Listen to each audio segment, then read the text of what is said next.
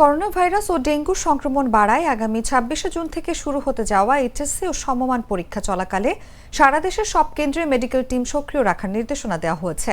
কোনো পরীক্ষার্থী অসুস্থ হয়ে পড়লে তাৎক্ষণিক তাকে সেবা দেওয়ার জন্য এই ব্যবস্থা নিয়েছে বাংলাদেশ আন্তঃশিক্ষা বোর্ড সমন্বয় কমিটি। সোমবার সকালে ঢাকা মাধ্যমিক ও উচ্চশিক্ষা মাধ্যমিক বোর্ডের এক অফিস আদেশে এ তথ্য জানা গেছে।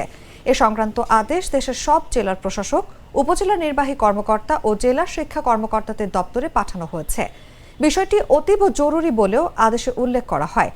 অফিস আদেশে বলা হয়, সারা দেশে করোনা ভাইরাস এবং ডেঙ্গু রোগের সংক্রমণ হারের ঊর্ধ্বগতি বিবেচনায় পরীক্ষা কেন্দ্রে এবার বিশেষ কিছু নির্দেশনা মেনে চলতে হবে।